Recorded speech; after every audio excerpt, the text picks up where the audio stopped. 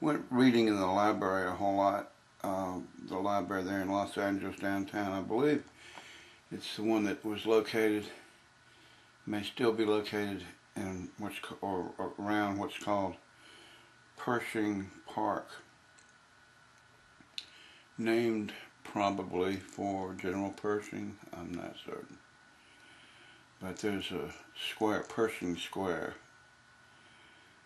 where the public library for downtown LA was located, I believe.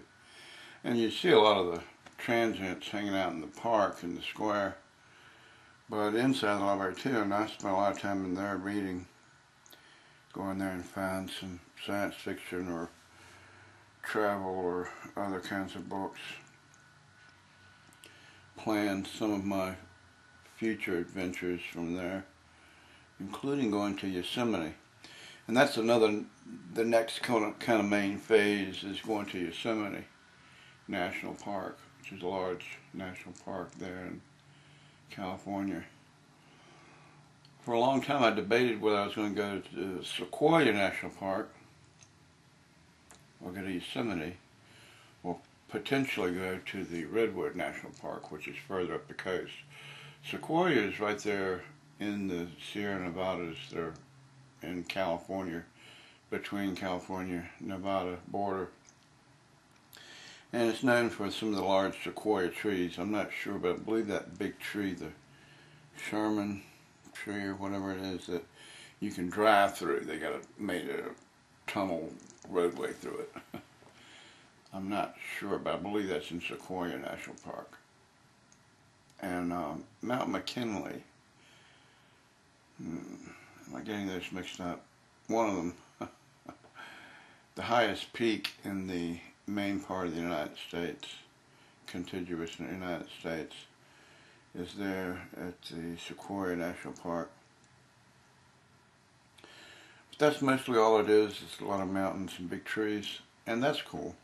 But I'd seen some of the Ansel Adams photographs of Yosemite, and one of the interesting geographical things about Yosemite was that there's a large valley that was basically just sort of carved out of the granite by glacier or glaciers during the ice ages. There may have been several that did the carving. And from that, it in particular carved through one granite dome. Granite, when it was hot and magma, rose up from the Earth's crust and formed what they call a granite dome underneath the Earth's crust, and then millions of years of erosion eroded away to where most of it was just the dome showing without the dirt and the crust and all on top of it. And the glaciers came through and basically kind of sawed it in half. So you got literally a half dome. One half is just sheared off and all of that, and that side is the Yosemite Valley. And then you can see it quite clearly. It's a dome, half of a dome. Ansel Adams, one of the earliest known or celebrated artists of photography, made some photographs, I think, around the turn of the century. They may be 1800s, but I think it's maybe more closer to like 1910, 1920s. I have to look that up. I should know it. But really beautiful. I think maybe there's even one that's a famous one with the moon, full moon, over Yosemite's Half Dome, the mountain dome called Half Dome. And it's very visually stunning because of that half sheared off dome. But so I thought I would go to Yosemite, and there's supposed to be a lot of interesting other things about it, including it has the big trees also, and there's a river, the Merced River goes through it, and a lot of nice beautiful falls, waterfalls all along the edge of that valley. So I started making my plans to go there from the downtown Los Angeles library. And I was trying to be practical about it because I knew when I was in Los Angeles or any of the other larger cities I've been in that I could find places where there'd be food available. There were Salvation Armies and missions and food lines and those kind of things, soup lines. And I knew there was help around the larger cities, but if I was going to be off in a park, no matter how much you might depend on the kindness of strangers and try to bum or panhandle, there's no guarantee you'll be able to find enough to sustain yourself for several days, weeks. I didn't know how long I'd be gone. So I started reading up on stuff to learn how to survive, be a wilderness man, read up on it and go out and do it, like that was going to be that easy to do. I mean, I had a background of our family going on lots of camping adventures when we were growing up, and we were never, my brothers and I, never members of the Boy Scouts, but we did go to things like the YMCA day camp, which took us out in the woods, and we'd have fires and learn how to make rope bridges and stuff. It wasn't real complicated wilderness survival stuff, but along those lines. So I wasn't afraid of the woods. I wasn't afraid of, there being a lot of snakes and stuff. I know better than that. There are snakes, and there are bears, and there are other animals that might cause problems, and you can break a leg out in the middle of the wilderness and die because you can't get anywhere. So there's all kind of problems that can happen. But I was familiar enough with it, and had confidence enough that I could do some things for myself, that part didn't scare me. What concerned me was getting food. And I thought, well, I'll look up all these plants in the public library and learn what to eat and what not to eat. And that's not so easy to do either. A lot of times plants don't look like the pictures in the books, and if you don't know that there are two plants that look just alike, you might think one was the right plant to eat, and it actually be the poison variety, or one that's similar that's not good to eat. It may not kill you or hurt you, but it might make you sick, or at least not give you the sustenance you need to live off of. And I wasn't really thinking about fishing, which might have been a good way to go, really, or trapping or hunting. A lot of national parks, I don't think, allow that, although the fishing might have been available. If I had a proper fishing license, they might have allowed me to fish, but I wasn't thinking along those lines. I guess I felt like either I'd make it or I just wouldn't stay very long, or I would do some foraging and find other ways to make ends meet. As it turned out, I did find some other ways, including help from people, but I'll go into that part of it more later. But there at the library is a good place to relax and find some entertainment, read some science fiction or westerns or mysteries, and also to find information and look up places to go and all around Los Angeles, as well as looking up information about Yosemite and finding the right roads to go and all that to get there. I can remember working in a surplus store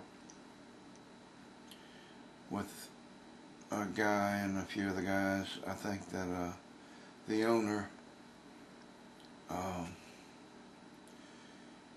basically just kind of kept me around for companionship or something, company. He'd make me go run and get a coffee for him, or go run and get sandwiches for everybody, or different things. And he'd pay me the money to go get the sandwiches, and I'd go get the submarines or sandwiches or tacos or whatever, bring them back, and everybody eat. And I'd get to eat that way and hang out with him and listen to him and his buddies talk about different stuff. It was kind of fun. I don't know that they had any sort of association with Goodfellas or anything like that. A little bit of a... And I don't remember carrying any bags, unmarked bags, of anything to drop it off with Lily or Joey or anything like that. So I don't want to say that there was anything like that. In fact, if anything, it may have just been that they did a few things that might have been for, off the books, or somebody paying somebody cash instead of writing a check. for some sort of business thing or something.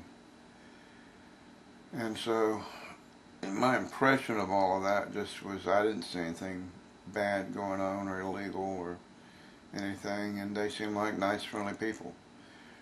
Whether or not that was the only way they made their money, I don't know. You know, they ran a sort of a thrift store, sort of a Army Navy surplus store, and so they had coats and uniforms and various things like that. And I was trying to save up some money, whatever way I could, to get a sleeping bag. That was one of the things.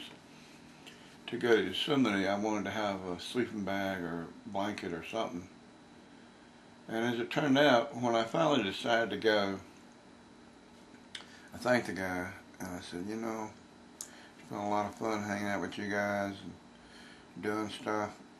You know, I'd help out with the customers, with sales. I'd help carry stuff in and out, stocking stuff, just little stuff. But he didn't really pay me. It wasn't like I got a lot of money or anything from it. I think maybe I got $5, $10 or something at a time for hanging out there for a few hours. But it wasn't a whole lot. And right at the end, when I was getting ready to leave, he said, hold on a minute. Let me see if I got something back here. And he went back to one of the back shelves and he pulled out a sleeping bag. And it looked like a regular sort of army sleeping bag, I believe. And then he changed his mind about it. I don't know what made him change his mind. But he went and he got a different sleeping bag. He got a small one. It was like a Boy Scout sleeping bag for younger. Like a children's-sized sleeping bag. I don't know why that was. Maybe he was thinking about it being lighter. There we go. I can give him that credit. Maybe that's what it was. It would be lighter to carry. And I wasn't as big as I am now. I was thinner. But I was probably about 5'10", 5'11", which I've been most of my adult life. I was 25 or something at the time, 26. And the sleeping bag would have come up like lower chest. It didn't come all the way up to your neck like you normally would like a sleeping bag to. But it worked, and I used it. I took it with me. And so it was kind of fun that it made it a gift.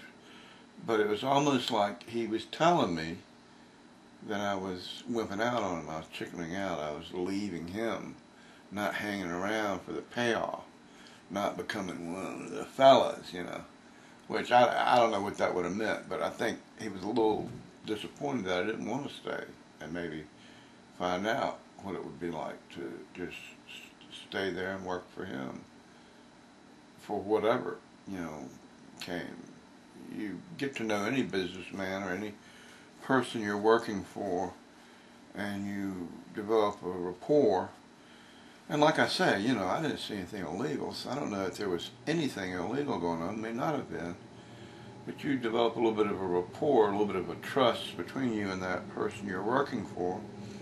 And then if you suddenly leave, and maybe it's not any circumstance that you're in control over, it's something, you got an opportunity somewhere else, or your family needed you to go somewhere else or something. And, you know, it's a little bit of a letdown to that employer. He's invested a certain amount of time in developing you as an employee and training you and whatever. And it wasn't a big deal like that even so much, but I think maybe he was a little bit maybe disappointed or upset that I didn't stay. But going to Yosemite seemed important to me, and I've seen most of what I wanted to see around Los Angeles, and I didn't know how to tell him all that. Then, you know, I kind of had wishes, dreams to go to other places. So I don't know if the short sheeting, short sleeping bagging was an intentional kind of thing, or whether he just thought it'd be lighter, easier to carry, or if he thought maybe that's all I'd earned. You know, I hadn't been there long enough. If I stayed a little longer, I'd give you the bigger sleeping bag. But no, you want to go and leave. You want to go and see the outdoors. So go. You know. I don't know. But And little adventures like that, and some of them I've forgotten. A lot of them will only start coming into my memory as I'm telling another story. Then that'll make me remember another story. Other adventures coming up, and we're going to go to Yosemite and San Francisco. Well, before San Francisco, Yosemite, Sacramento, San Francisco, back to Los Angeles. Then we went down to San Diego, and then from there went through the lower part of Arizona, New Mexico, hopped a freight train from El Paso, Texas, took us all the way through Texas, out the other side through Arkansas, before a governor from Arkansas became president, into Memphis again, and Memphis, Tennessee. We were there when we first went out, and then coming back, the freight train took me through there and got off in Alabama, and spent some time in Alabama. That's the story there. And then came back east to Richmond, and went north again to Baltimore and Newark, Delaware, and then south with a few stops in between, ending up in Tampa, Florida, and finally from there going home. I spent like 3 years in Tampa, Florida. That's a big part of the whole trip. We're on the first year still, so in fact the first 6 months, we haven't even got to Christmas yet of 1981. I left them in May, and so far the journey, June I got to Los Angeles, and July I spent in Los Angeles, and I think it wasn't until maybe the end of August, near September, before I went to Yosemite. So it's starting to get cool a little bit. And we'll get to some of those other adventures here after a while. Stay tuned.